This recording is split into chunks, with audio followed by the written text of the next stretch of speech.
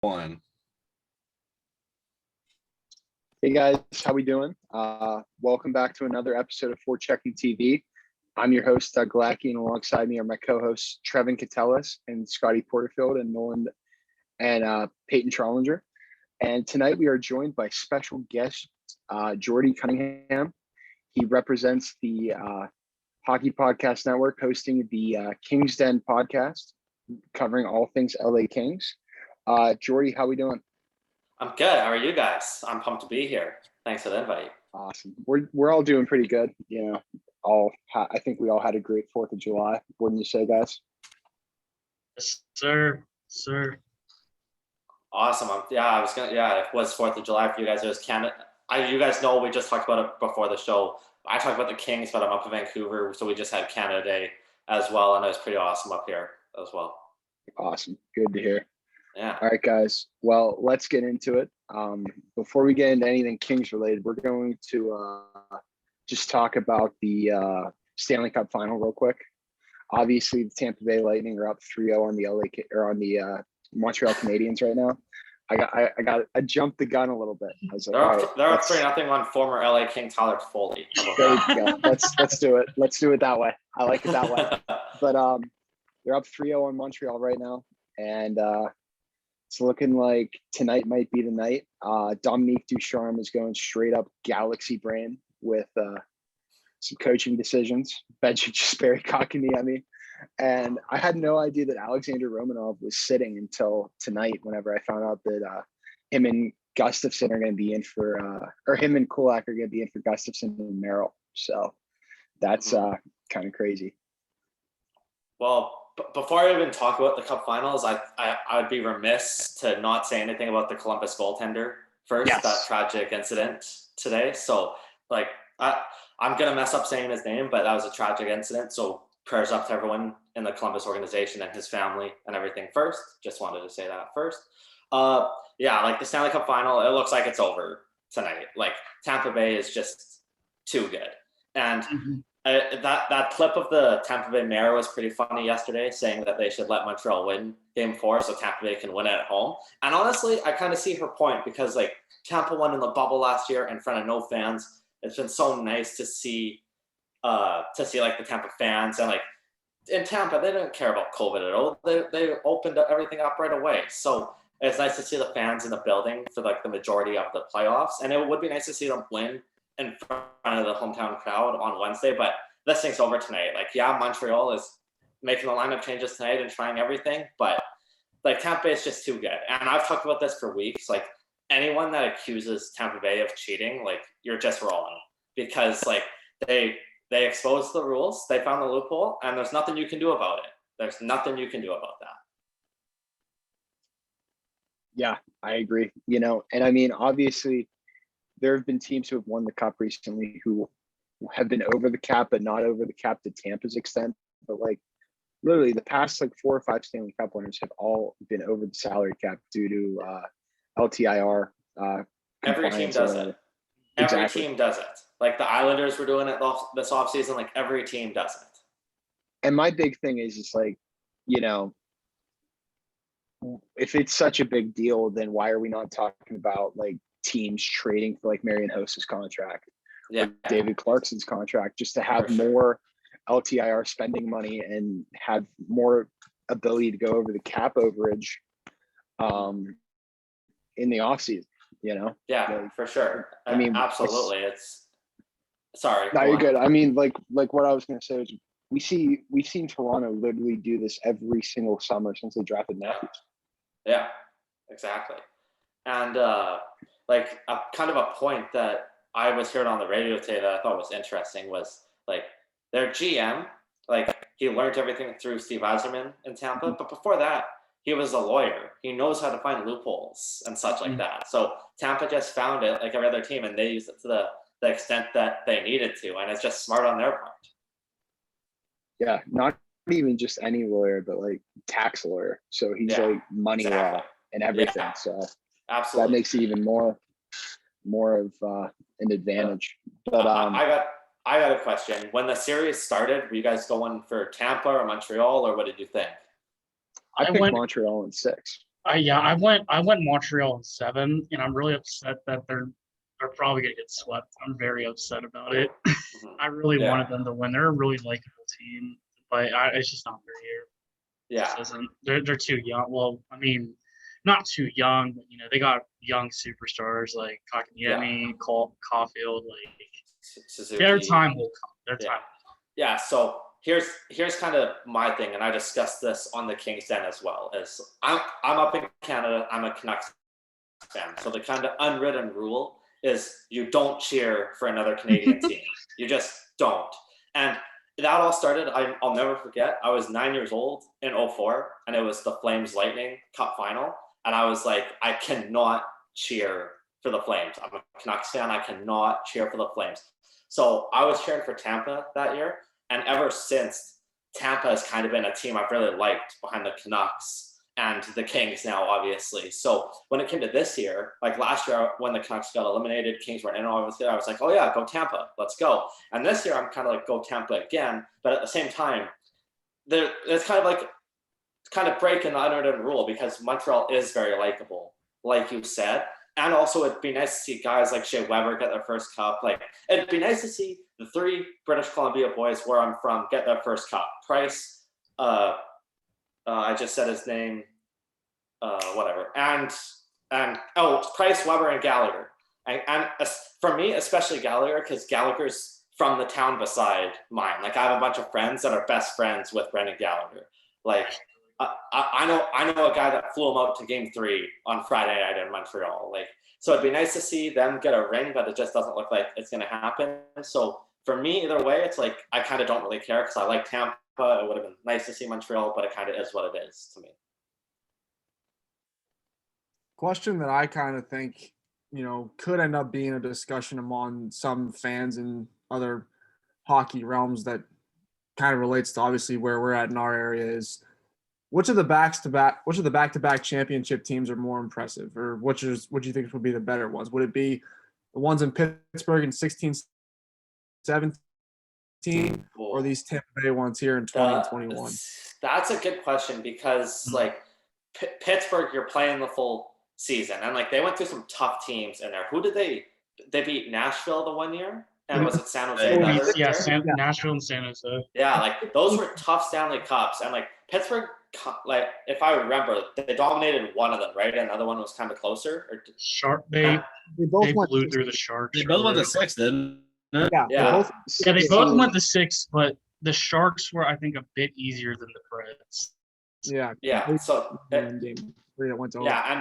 so I can definitely see both sides of it because Pittsburgh like battled for those 2 cups, and at the same time, like you can argue that Tampa got like the big COVID break to the bubble, but you're playing in a bubble like without your family, without your friends, like just with your team, and then this year you're playing with COVID restrictions and stuff like that. And I know they didn't really care in Tampa, so there's definitely an argument in a different way to see which one is more difficult, if you get what I'm saying. And also, if you look at Tampa, like they're so good at just like, hey, if you're not in the lineup, if you're not playing well enough, we got another guy that's playing good enough in the minors to come play, sort of thing. And they have a bunch of like this keeps going. It's a cycle that they keep doing, and guys get better and better, and eventually like they have to be traded because they're going to cost too much, like JT Miller. But their core guys are just too good that they're going to keep going. Like Kucherov's only 28. Stamkos is 30, 31, whatever it is. Vasilevsky is like, what, 26? Like, we're talking about a dynasty here with the Lightning. It honestly is that way when you think about it, because I think that's what's going to end up separating them from Pittsburgh. Maybe not right away, but a couple of years down the road, maybe. Sorry to interrupt, but like Tampa can go 3 for 3.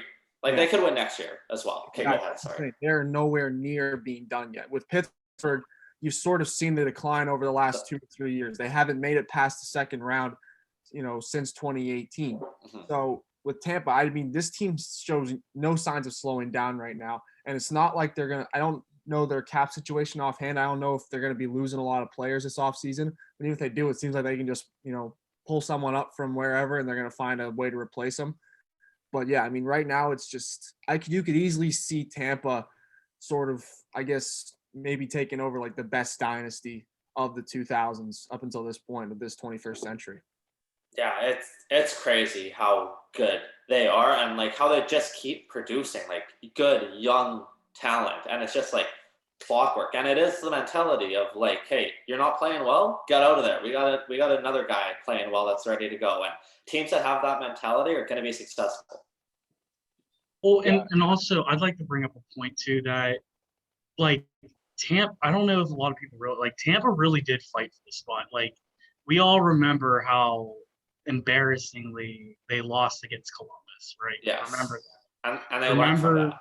We remember the years where they were like, oh, Tampa's fine. Tampa's in the final, guaranteed. Nope, out first round, second round. So it's not like they didn't fight to get here. Like they earned this spot.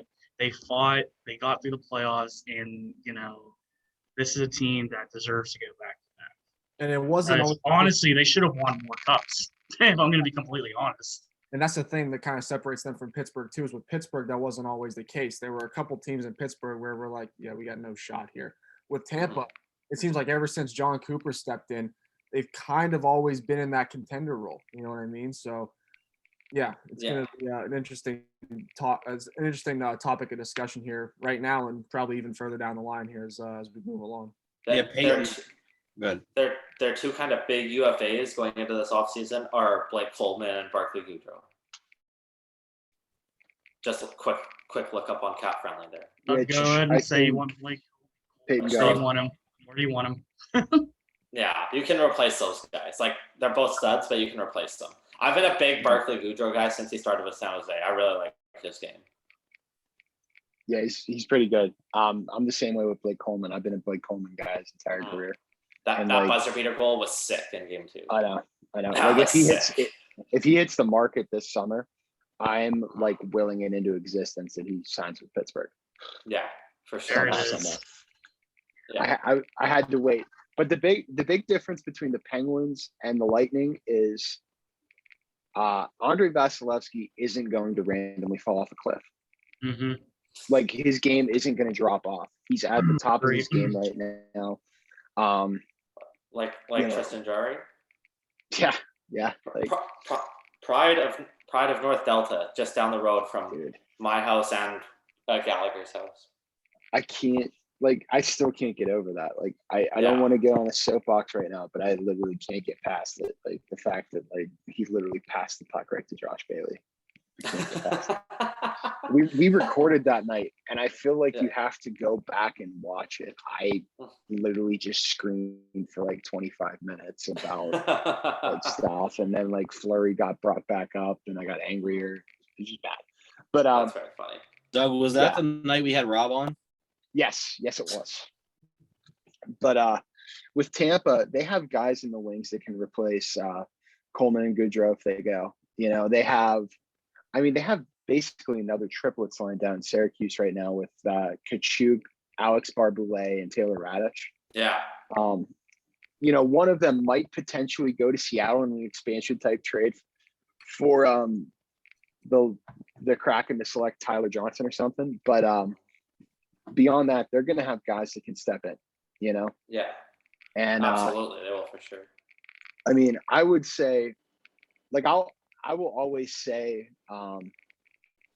the Pittsburgh team in 16 will be able to steamroll anyone, but this Tampa team right now would be giving them a run for their money currently. Yeah, absolutely. I totally agree. Like the firepower on this Tampa team is just stupid. Like they're so good. It's literally 3 first lines and a damn good third line as your fourth line. Yeah, and like this is kind of a point that's made here in Vancouver all the time, and it's kind of do with the salary cap. Like people complaining about them being all way over the salary cap and stuff like that. Yeah. Look at Tampa's bottom 6. It doesn't cost them a lot, and it is like elite. And meanwhile, the Canucks have like 18 million in the bottom 6 for guys that stink. Like it's horrible. Right. I mean, Goudreau and Coleman combined make like 3.2 million. Yeah, and we have like Jay Beagle and Antoine Roussel making 3 each in Vancouver. Yeah. It's and then like we don't even touch like Sutter, Michael Furland. Sutter's a free agent. and Ferland's on LTIR, so I won't talk too much about those guys. Yeah. I know. And you brought me on to talk about the Kings. Like the Kings' bottom six is just too young. They're all cheap because they're just so young. Yeah, and I mean it's going to stay that way for a couple years at least, because you're just going to have it's kind of like how Pittsburgh was in the beginning, whenever Sid and Gino first got good, where it's just like guy on ELC comes in, balls out, and then leaves. That's just how it's going to go. Yeah, absolutely. But we're going to get into the Kings here. Obviously they're in a good spot in their rebuild. Anze Kopitar is still at the top of his game. They still have, they have Byfield and Alex Turcotte as their two big center prospects, and big guy for them was prospect-wise was Arthur Kaliev. He had a great World Junior tournament, and he's probably looking to be a contributor this season in some capacity. And I mean, they still have really good depth guys, Jordy. I mean, it's great to have guys like Adrian Kempe and Alex Iafallo still on the roster as a part of the core. It's like part of the old core getting ready to usher in the new core. For sure. Well, you talk about those guys like that. Like Iafallo's been on the first line for the last couple of years, and like he's not a first line player. He's a first line player on this time right now. But in the coming years, he'll be on that second or third line. And honestly, I know like we're going to be in the flat cap next season, but that was the perfect contract you could have signed Alex Iafallo to. I believe it was a 4-year, $17 million extension. Like it was like the perfect one to sign him to. And like the year before they traded Toffoli, like that's a guy that you can trade. He's a little older. Iafallo, he was still in that like 25, 26 range, and he's a guy that's producing, and he's a guy that is young enough to still be a part of this rebuild. And I thought that was a great extension as well. And I've seen you. I think you said Mario Kempe. I think you mean Adrian Kempe. Whatever. I've seen you that I've seen that you like Kempe for Pittsburgh, and honestly, like I wouldn't mind trading him away this offseason because he is just Mr. Inconsistent. You get a week where he's like he'll have like 10 points in like 4 games, and then he'll go pointless for like 3 weeks, and you're like, what the fuck's going on? So. Like, I honestly wouldn't mind trading him as well because he's a guy that's a little older now, and the consistency's getting a little better. But if you could get something for him, that's especially with how deep the prospect pool is. Like, this is the number 1 prospect pool in hockey. Like, I wouldn't mind trading a guy like Adrian Kempe 100%. For sure. And he's like a guy that I'm looking for because, like you said, inconsistencies. Like, I'm always looking for guys that are like Jared McCann whenever he was first brought into Pittsburgh. Didn't know what he was, and then the coaching staff was able to just turn him into a really good power play producer and a quality top 9 forward. Like that's what I'm looking for. But and when you have a coaching staff that can do that for players, like that is huge. And I'm not going to use a hockey example for this. I'm going to use a pretty recent baseball example actually, because I'm a huge baseball guy. Sorry for the Pirates. First off, last year at the trade deadline in that weird 60-game season, like I'm a big Blue Jays fan, only Canadian team. At the trade deadline, they go and acquire Robbie Ray from Arizona. Everyone's like, why? He's statistically the worst starting pitcher in the league last year. And he's like, since he's been a Blue Jay, like the pitching staff has completely changed him. He has like a sub-3 ERA and throwing 97. Like he's unbelievable. So when you can have your coaching staff do that to a guy, that can work out for sure. Yeah, and the big thing, just real quick, just to get into baseball, Robbie Ray's stuff is insane. Like he has such good stuff. Yeah. Like all you need is a good pitching coach to tap into that potential. Yeah. And you have a quality second or third starter. Absolutely. And Ray, he's been unbelievable for the Jays this season. It's been very fun to watch because of how much he has struggled in all the struggles he had in Arizona, and to see him have the success now, it's very awesome and cool to see. And also, there's rumors that the Jays are into your closer, so like we'll definitely take him, please. Buddy, listen, just give me like a B-level prospect that's like in double or triple A, and you can have it. I know the Jays prospect pool very well. We'll get back to the Kings in a second. Yeah. But from like my dream is to work in sports, obviously. And I don't right now. The pandemic kind of hit that. But for summers of 2017, 18, and 19, I worked for the Vancouver Canadians, who are the only minor league baseball team in Canada, and they're a Blue Jays affiliate. So I know a lot of the prospects in the Jays system personally, and the coolest thing for me is seeing them get to the majors. It's very cool. Just I would be like, hey, I know that guy, and he made it to the majors. So that's one of the coolest things for me. Yeah, definitely. I love that. But I love that, and like real quick on the Pirates, I'm to the point in the rebuild, like where I just am so focused and zeroed in on minor league baseball and prospects that like, I'm like more into that than I am the big league club. And it's so tough because like guys don't make it to the majors right away in baseball. Exactly. Like the two kind of recent examples are the White Sox brought up that lefty last year who like they drafted last year, which was insane. And the Jays have a guy pitching in their starting rotation this year who they drafted in 2019. So like you don't see that very often. And also I will say quickly about the Pirates, late in my fantasy draft this year, I took Adam Frazier, and he has been an absolute godsend on my fantasy team. I just can't wait for somebody to trade 2 of their top 3 prospects for him in a month. I'm ready for it. He is an absolute godsend to my fantasy team. Yeah, he's gonna look great in a White Sox jersey for sure. Going back to the that prospect pool is unreal as well. The White Sox. Facts. Yeah. Going back to you want to go back to the Kings, or you want to keep talking baseball? I can do whatever. Back to the Kings. Okay. I want to ask you about Kopitar, because I feel like he never really gets, like, maybe he doesn't get enough respect for how good of a player he is, just as a complete player, that just doesn't get it from the media for whatever reason. What are your thoughts on Kopitar? Like, where would you rank him among centers and maybe even as far as players in today's NHL? He's still one of the best. Like on a team that has been so poor lately, like he struggled the last couple seasons again because the team was so poor. But this last year, a lot of the older guys said that the long time off really helped them. Like the Kings didn't play for 10 months. And like guys like Kopitar showed that. Doughty showed it this season. Jeff Carter showed it at the start and then kind of fell off, but he played well enough to bring something back, getting traded to Pittsburgh. Like Kopitar is still one of the best players in the game, and I don't think he has really got respected for it just because how the Kings have kind of struggled the past few seasons.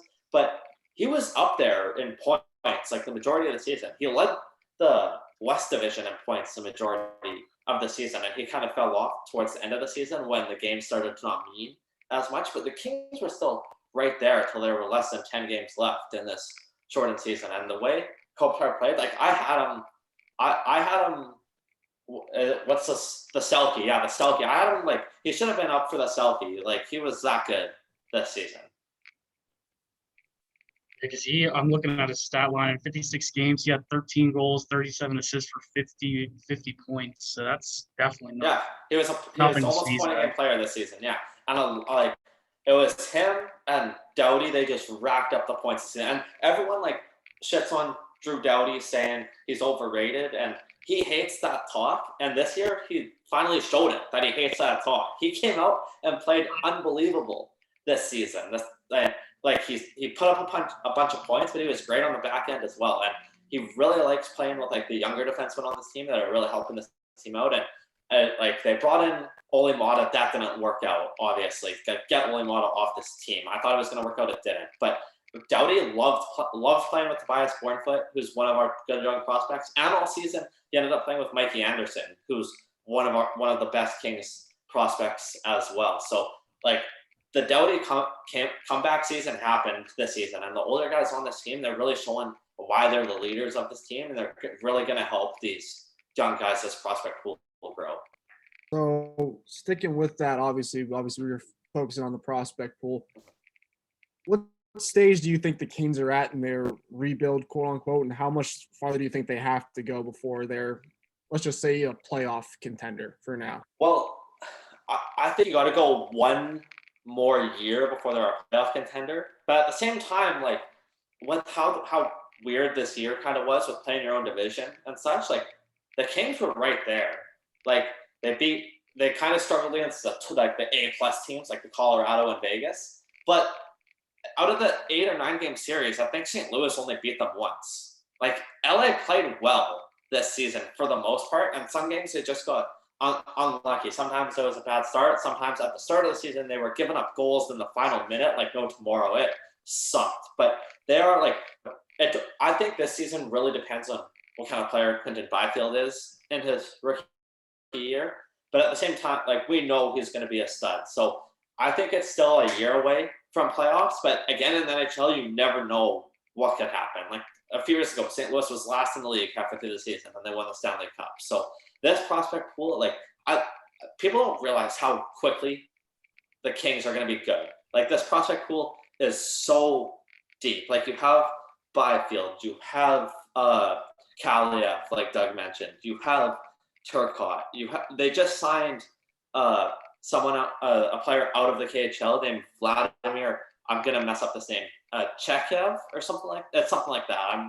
Chekhov, something like that. Like this kid's gonna be a stud as well. A bit of an older guy, but the Kings like taking flyers on Russians that are about 24, 25 from the KHL. But this kid has a lot more upside than they took a flyer on one a couple of years ago and it didn't work out. But this kid, I think he could really like make an impact. And look at the rest of the prospect pool, like Samuel Fagemo, Rasmus Kupari, Akil Thomas. Like the list just goes on at how good this prospect pool is. And like the Kings feel like they're in a mode to strike now. And the thing with the Victor Arvidsson trade that was so like hopeful as a Kings fan, and I think part of the flat cap helps it, is you got Victor Arvidsson without giving up someone in the prospect pool. You gave up 2 draft picks. You didn't give up someone in the prospect pool yet. And if you really want to get ahead of it, I know a lot of Kings fans is with that trade, you still have room for Jack Eichel if you would like to. I'm not the biggest fan of that belief, but you have the room for that if you want to still, because with the Arvidsson trade, you still have, I think it's like 15 or 16 million in salary cap space going into next season. God, I couldn't imagine Jack Eichel in Kings jersey ever. Well, That's hard to believe. The rumor is that they want 2 top 6 forwards and a right shot defenseman. Well, taking a flyer on Victor Arvidsson, I love, because he's a guy that's had success in the league and he's a guy that can be a top 6 forward. But there was a rumor, I think a week ago, of apparently they're interested in Tarasenko. There's been rumors of Eichel. I don't really like the Seth Jones rumors either. I think there's a different way to go about that in the defensive end. But there's so many things the Kings can do, and having a deep prospect pool helps it immensely. And I think there could be some fancy work with Seattle. I think anything could happen. And Rob Blake is turning into a master of a GM. Yeah, somebody that I heard about potentially going as like a top 6 center option, at least in free agency for the Kings, would be like Zach Hyman. Yeah. What do you think of that? I wouldn't mind that. I really wouldn't mind that. But at the same time, like, look at the centers on this team. Kopitar, Iafallo can play center, and you have Velarde, Byfield, and I would say that they're probably going to re-sign Andres Athanasiou. Like, yeah, you could use a better center in there, so Eichel or Hyman could fit that for sure. Hyman would be a little cheaper, obviously, so that would be a good option. And again, this is a year where, let's be honest, free agency sucks this year. So, and of course, like a couple are off the board with Nugent Hopkins and Simmons last week. So Hyman could definitely be an option, but I think the Kings are really looking at all options and could make a trade as well. And I kind of played devil's advocate or asshole on an episode a couple weeks ago and said, like, I don't think it's happened over 10 plus years, but like the Kings could be real assholes if they wanted to in the RFA market with their cap space. That would be something interesting. That would be wild. You know, and we were talking about right shot defenseman. Who's somebody that you would target other than Seth Jones? That I have to look into it, and I don't have like the list in front of me of free agents. So that's something I have to look into more off the top of my head. But honestly, with the defense, like the Kings have said they're interested in a right shot defensemen. But honestly, like I don't mind the defense. Like Doughty, Mata isn't the best, but you only have one more year of him. I could live with one more year of him. Matt Roy really emerged this year. He doesn't put up the points, but he's so sound in the back end. And he played great for Team USA at the World Juniors. Like, he's a lot of fun. Sean Walker's a lot of fun. He just finished his second year, and he kind of had up and downs, a bit of a sophomore slump. But I think it was 25 points he had in his rookie year, or 30 points. Like, he's a guy that can put up points. Mikey Anderson had a great rookie year. Tobias Bornfoot is just going to keep growing. Curtis McDermott, I'll fire him. Like, he's horrible. I want to get rid of him. But honestly, I kind of want to see where this defense goes for one more year first before kind of going into a big game on the back end. Yeah, and the big thing with Mata is you basically just have to ride him for like a half of the year, because I'd imagine Kale Clegg is going to make the jump at some point, and he could easily phase Mata out. So I really like Kale Clegg. And I wanted him to play more last year, and for some reason, Todd McClellan just wouldn't do it. And there was a stretch where they called him up, and they just didn't play him. It's like, send him to Ontario so he can play. And a lot of people are worried that he's going to be exposed, and that's the guy Seattle takes from us. And I really don't want that. But at the same time, a lot of people think that he's going to be exposed. One thing I do. That's interesting. Keep going, Scotty. I really don't like that. One thing I do want to ask about, obviously, because since we're talking about all the areas of the team, what's the goaltending situation? How does the goaltending situation going to play out? Because obviously Jonathan Quick is, falling on hard times as of late. Didn't really play all that well this year. And Peterson was a little bit better, but not necessarily. But not, it wasn't leaps and bounds, I'd say. What do you think the game plan is for them? Do they think is Peterson going to be the go-to guy from now on? And how are you going to have a $5.8 million backup on the bench for most of the year? What do you think is going to happen there? Well, one, yes, Cal Peterson is the goaltender of the future for the LA Kings. I'm kind of convinced on that. At the same time, I've seen people make points like he's going to be 27 next year. He's like kind of up and down. But like you saw, like he had flashes this season of brilliance. And I don't know if you guys paid attention to the World Championships, but he was an absolute stud at the World Championships when the playoffs started. Like for Team USA, he was unbelievable. On the Jonathan Quick front, like as tough as much as it's going to break Kings fans' hearts, I've been saying this like pretty much since I started the podcast. I think Jonathan Quick's Seattle bound. I really do. I've thought that for a long time, and at the same time, people go to question then like, what does the goaltending look like for the Kings if you just have Peterson and your backups aren't really like that great, sort of thing? I think you can go sign a backup for a year, and a lot of people really think that the Kings are gonna take that goaltender in the at 8th overall. I think that's what they're at, 8th overall. And there's a goal. His name fucking escapes me right now. But there's a Wallstat or something like that. I think it's Jesper Wallstat, right? Yeah, a lot of people think if he falls to LA, they're gonna take him and try to have him with Cal Peterson. That would be nice to see. Mm-hmm. I'd really enjoy that. There's so many different things that the Kings can do, and that's a good question on the goaltending. And the goaltending is kind of a question now, but I really think Jonathan Quick could end up in Seattle. He's dead. Now, who are you?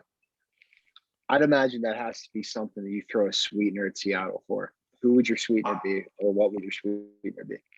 Throw a sweetener in, or take some salary or something like that to get that done. But I like a sweetener in that deal. Like it'd probably be a lower level prospect. Like I guess you could throw a guy like Aiden Dudas or maybe even Akil Thomas. You could maybe throw in that to get that done. Maybe. There's a lot. I know Kale Clegg you don't want to give up. But yeah, I'd say one of those guys. Like I'd say if anyone was higher than that, you maybe try to just say, hey, we want to eat salary or something like that. Yeah. And definitely. Another thing is Quick only has 2 more years left on that deal. Mm-hmm. So there's a bunch of different variables that you can do. And I think it's going to be really interesting what Seattle does. Yeah. And I mean, let's say they draft Jesper Wallstedt. Mm-hmm. He may not be fully prepared to even take an NHL roster spot until John Quick's contract's over. Yeah, exactly. So you could do that as well because he's a stud of a goaltender, but he still needs a lot of time to grow. And I think if you give him that time to grow, he's going to be an absolute star in the making. Yeah, give him like a year like Spencer Knight did. What, pardon me? I'm just saying you can't rush like a goaltender like Wallstat like immediately. You gotta let him develop. And I'll make this point. This was kind of one of the frustrating things from my fandom on the Canucks end of things this season is every team held a third goaltender this year that wasn't on the roster, but a third goaltender because of COVID rules and stuff like that. The Canucks held Mikey DiPietro as their third goaltender all season long. He hardly played. Like, this is a young guy that needs to play. Like, it was so frustrating. Like, the Canucks had Richard Bach. The last 5 years, we had Richard Bachman as kind of our third goaltender. Why couldn't we have had him or someone like that as a third goaltender instead of sitting Mikey DiPietro in the press box every game? That was frustrating as a Canucks fandom. Yeah, that is tough because, I mean, you'd think get him games in Utica because he's he's so close. And honestly, there's part of me that thinks there's like an outside shot that he could end up beating out Demko in the end. Oh, absolutely, there could be. Yeah, absolutely, like there's untapped potential there with him. Yeah, and honestly, like I love the Demko contract.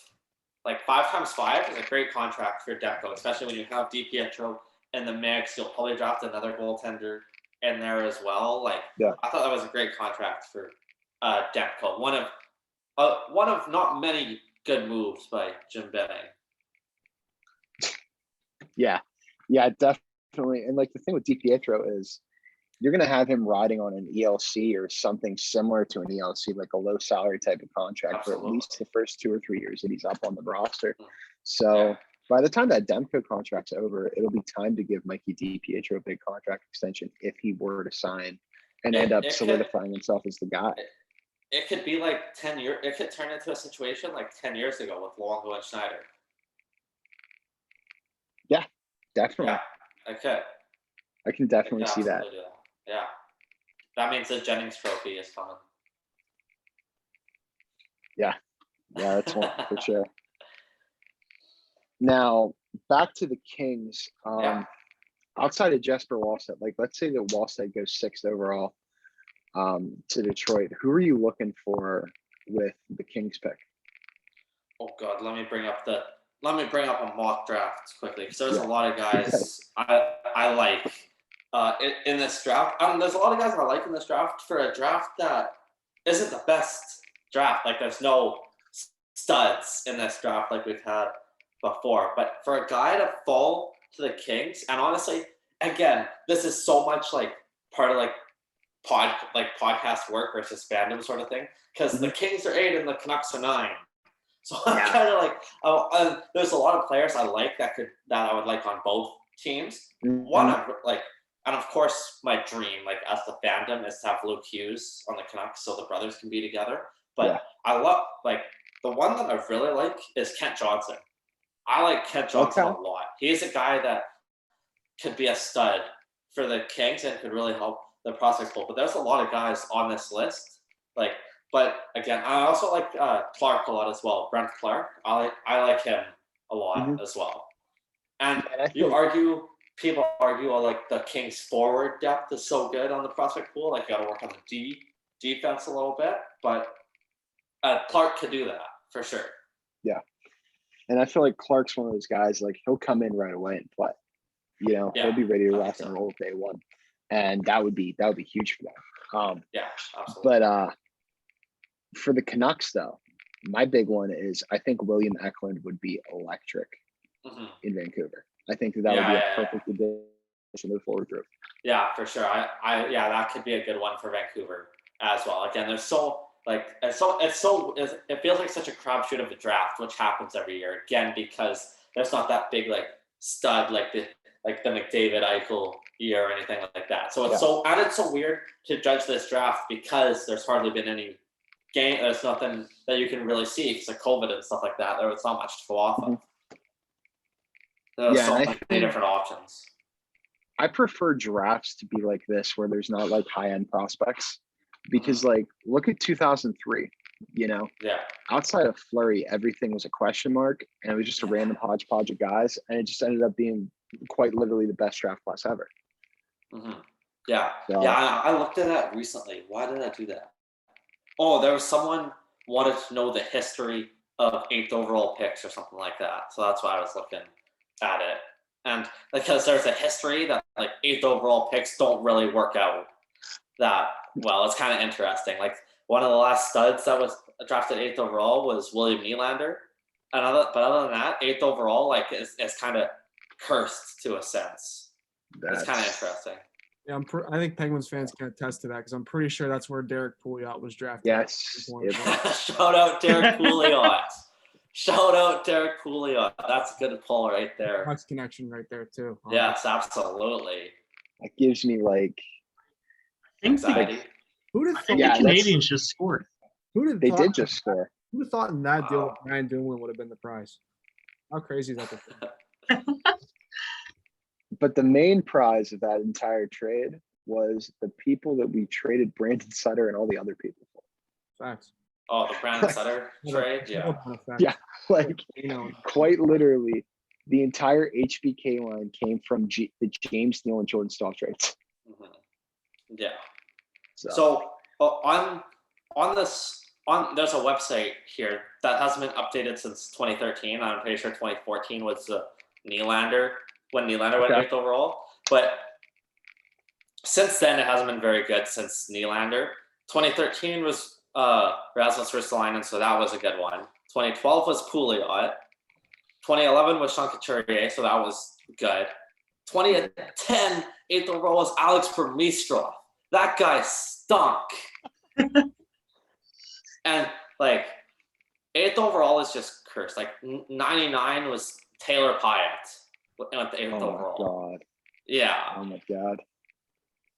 Like, if you want to go far back to like good 8th overall picks, 1981 Grant Fuhr went 8th overall, and 88 Jeremy Roenick went 8th overall. After that, it's kind of suspect.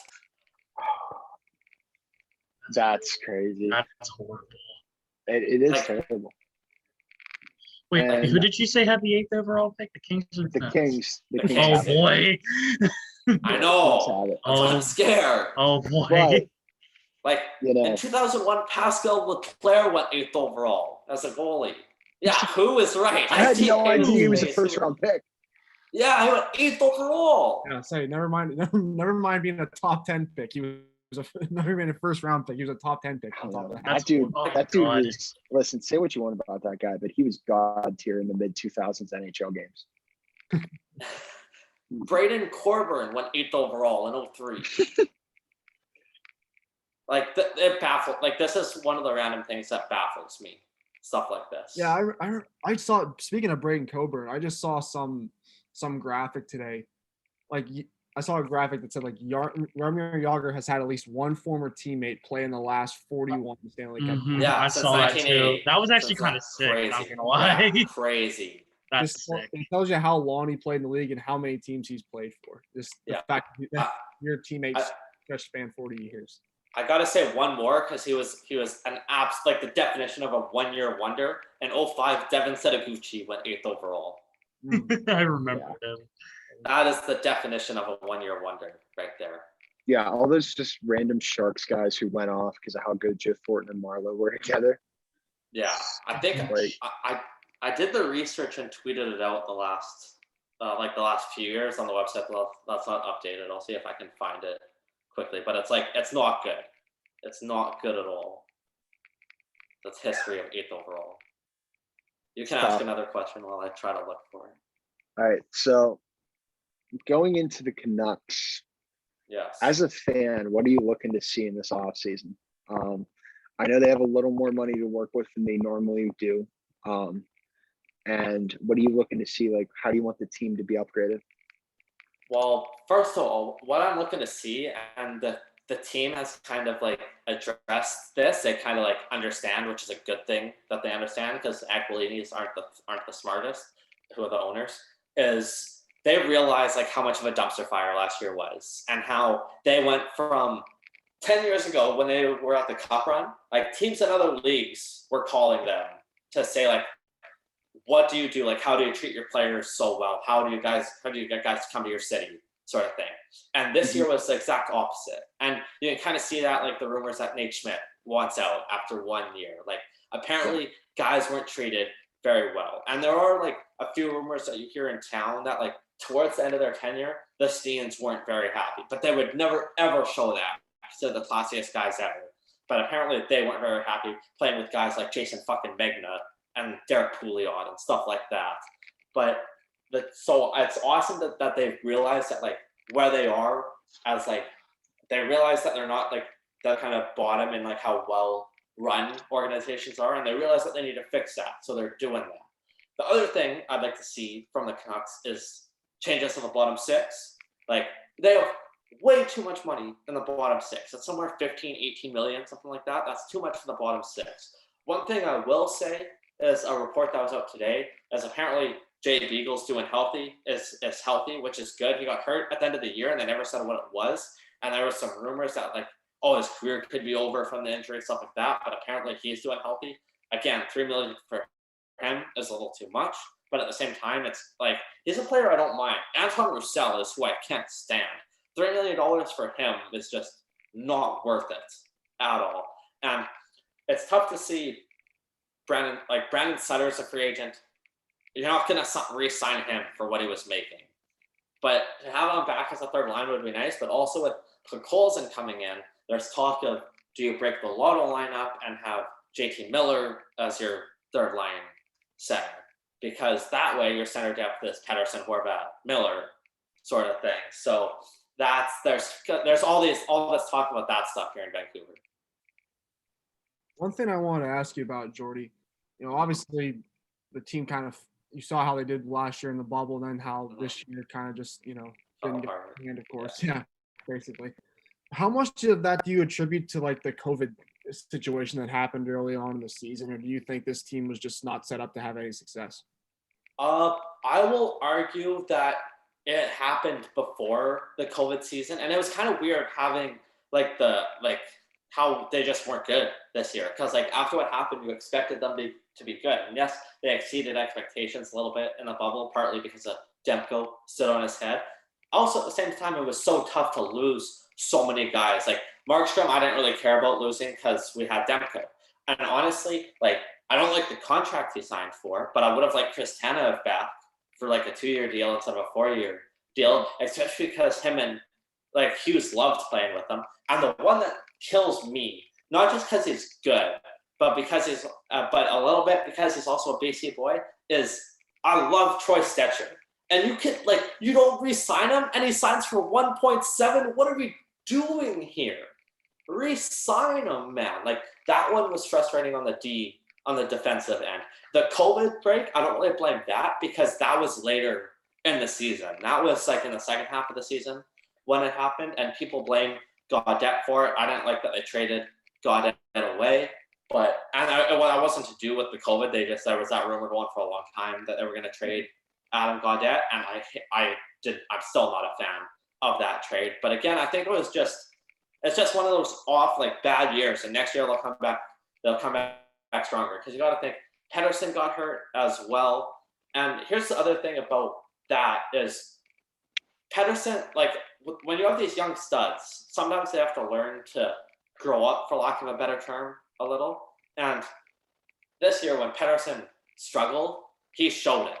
And you don't like you're not gonna you if you want to be successful, you can't show when you're struggling, sort of thing. JT Miller did it as well, and he was to a worse extent. Like it was so frustrating to watch him play when he was having bad games. But Pettersson, when you saw he was frustrated, it kind of brought the team down as well. But again, I think having the Sedins in the front office is really going to help that as well, because the Sedins were kind of like that to an extent as well growing up. So I think they can really help Pettersson get over that. Like, hey, you can't show that you're frustrated. If you're frustrated, just kind of work harder, sort of thing.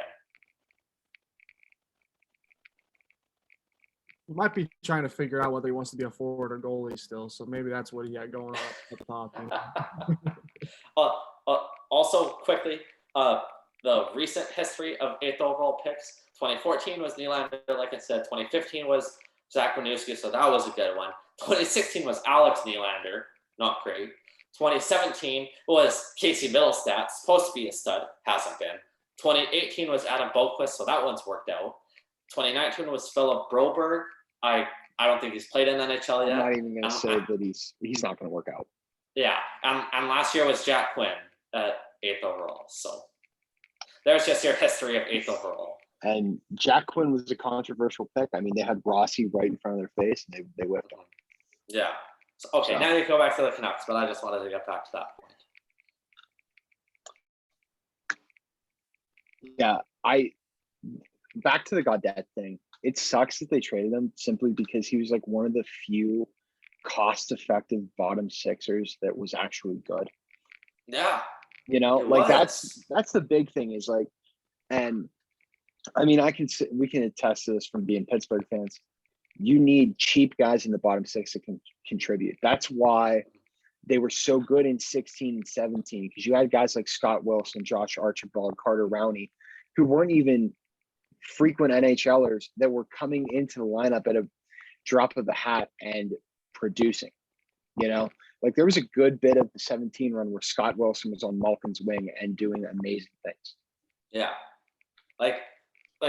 And management wasn't happy with Gaudette just because he wasn't putting up the points this season. Like he didn't take the step that they wanted him to. Like 33 games with Vancouver this year, he only had 7 points. Like, yeah, that's not enough, sort of thing. Mm-hmm. Meanwhile, the year before that, in the shortened season, he had 33 points in 59 games. Like that's a good third line forward right there. And I honestly think he just, like, in my mind, he just didn't get enough of a chance on the top six. I really don't think he did. Yeah. And that's just in my mind.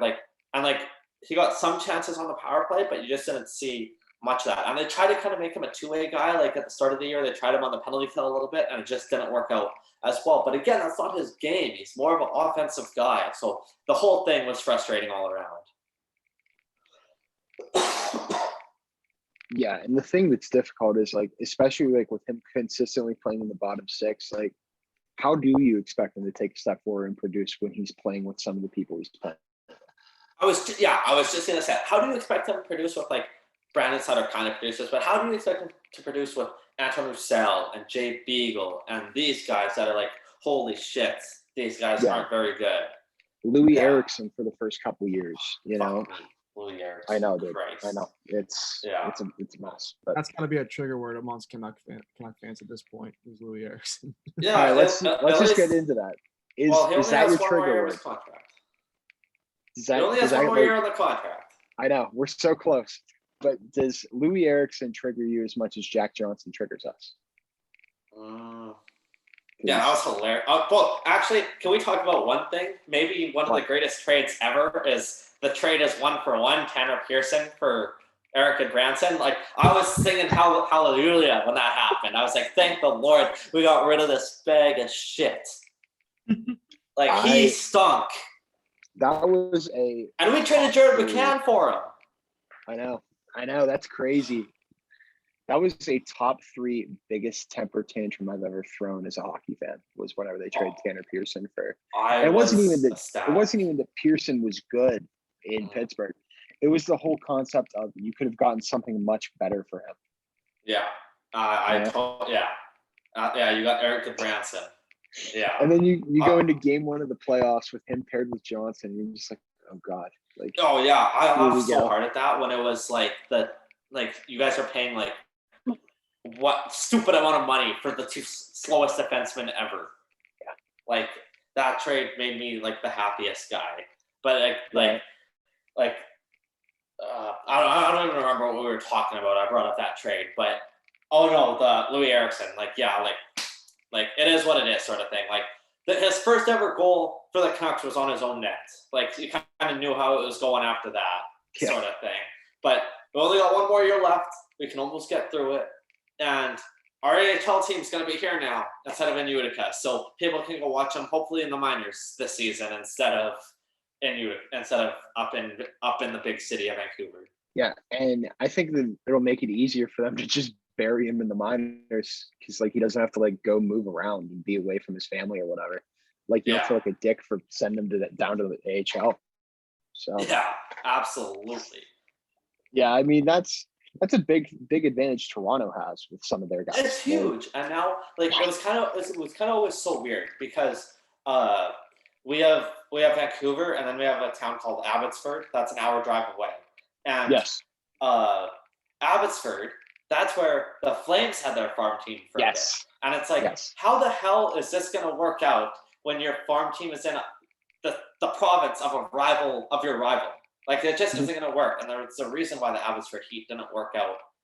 But now, finally, the Canucks are being smart about it. They're having the team in Abbotsford, and that's going to be nice. I believe on Friday, the name and jerseys will be revealed to that. There you go. Now, what are you looking for like a rookie season for Vasily Podkolzin? Because I think right now it's like, you know, we had Kirill win the Calder this year. I think we might have another Russian guy win it next year with Podkolzin potentially. What are your thoughts on that? Yeah, no, we could for sure. Like, I think he could come in and be an absolute stud. And it was like you see the young guys on this Canucks team, like you've seen it over the past few years. Like Besser, Pettersson, Hughes, all finalists for the Calder. Pettersson won it. This year, Hoglander was right there as well. Like he came not out of nowhere, but his progression was a lot quicker than people expected for the Canucks. He was awesome. I think he was fifth in Calder voting, something like that, fifth or eighth or something like that. Like he was good. He was like half a point a game or something like that. And now to see Colson come in as well, he's a guy like he could make it 4 Calder nominees in 5 years for the Canucks, and that's what you have to do to have a team grow and get better. You got to grow with the young guys, and I think Colson could come in and be an absolute stud for this team. Yeah, I agree. You know, and I like the idea of Podkolzin forcing JT Miller into a third line center role because I mean, and I heard somebody say this, it's so much easier to get average wingers to play with a great center than it is to get great wingers to play with an average center, you know? So if JT can go down there and be a really good third line center, maybe you will get some depth scoring going with some guys that you weren't expecting to contribute. Absolutely. Like that was part of the whole success of the bubble year. Like people don't realize this, but there was a stretch in the middle of the season where Tanner Pearson was a point a game player. Yeah. With Horvat. Like it was crazy. Pearson was on a stupid run, and it kind of like it took a step back this year. I'm not a big fan of the money or the term in the contract extension. I think it should have been a little less than a year less because he's more of a third liner than a second liner. But at the same time, like it's a growing team, and exactly to your point, you have to have good centers, and they make the wingers better, sort of thing. And if like the Lotto line is so entertaining in Pettersson, Miller, and Besser, but if you can break them up and if Miller as the third line center, then you got to be ecstatic as a Canucks fan for that. Do you guys know why it's called the Lotto line, by the way? Are you confused when I say that or no? They were all lottery picks, right? No. Up here in BC, one of our lotteries is called Lotto 649. So Besser wears 6, Pettersson wears 40, and Miller wears 9. So that's why they're the Lotto line. Yeah. That is wild. There's a random fact for you there.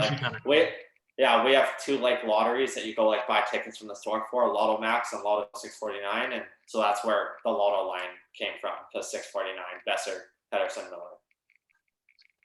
That's awesome. There's your fact of the day. That's awesome. All right, guys, do we have anything else you're thinking for Jordy? This was fun, boys. Yeah, absolutely. I had a blast. Yeah, we did go a little bit. No, that's okay. It was good. All right, cool. So that was fun. Thanks, boys. All right, guys. This was our latest episode of For Checking TV. Thank you to Jordy for joining us. You can find me at Cunningham Jordy on Twitter or at the Kingsden THPN on Twitter. And real quick, do you have anything big coming up for the Kingsden? my last episode, because of holidays, I recorded like last Thursday's episode and today's episode last week. So today's episode that just came out is a short episode about the Tarasenko rumors. Okay. Thursday's episode will be about the Stanley Cup and be about the Victor Arvidsson trade, and then of course big things coming in the couple weeks with how much movement is going to happen around the NHL, because I think it's going to be a lot. All right, cool. All right, guys. Well, once again, this was our latest Sport Checking TV. For myself, Doug Glackey, my co-host TK, Scotty, Peyton, we thank you for watching, and Jordy, once again, thank you for joining us, man. Thank you. I can't wait to be back, and I'll have you guys on sometime. Awesome. Thank you. Thank you.